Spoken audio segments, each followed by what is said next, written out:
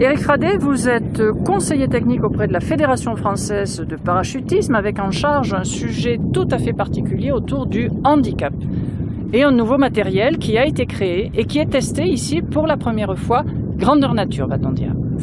Oui, tout à fait, c'est un dispositif que j'ai inventé il y a 5 ans, sur lequel on travaille depuis, donc qui a été bien expérimenté avec les valides et qui aujourd'hui on met à disposition des handicapés parce qu'il fonctionne correctement.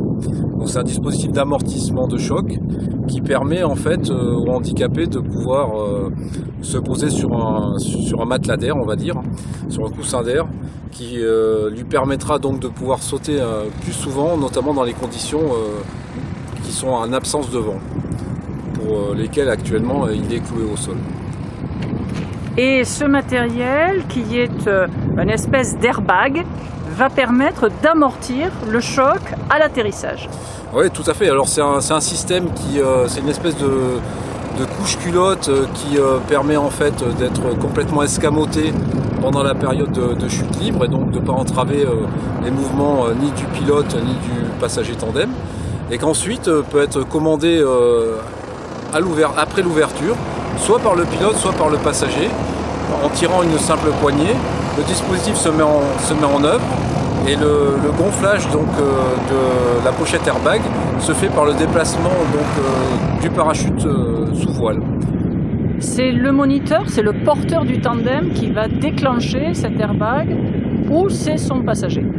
Alors c'est les deux en fait, parce que c'est un des deux.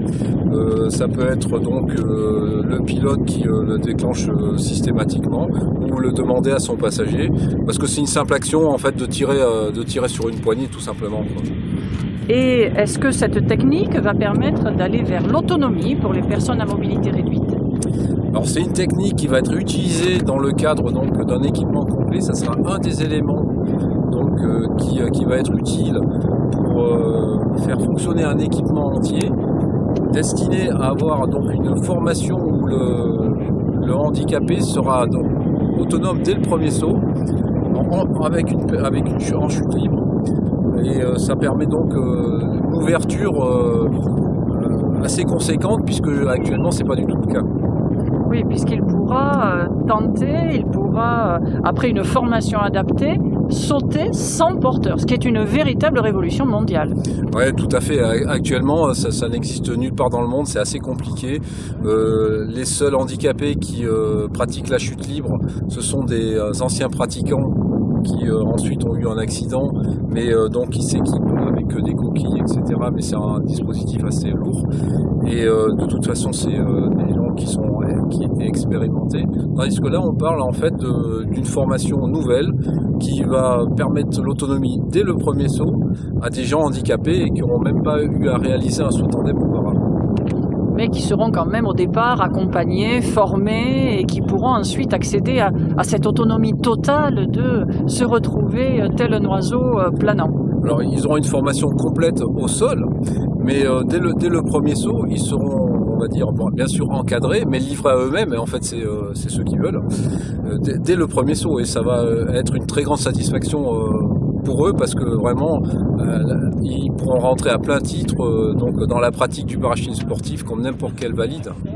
Alors c'est une satisfaction pour eux, mais aussi pour la fédération, puisque ça s'inscrit pleinement dans la politique du sport pour tous portée par la présidente Marie-Claude Fédot. Oui, on peut dire que Marie-Claude Fédot a vraiment été avant-gardiste dans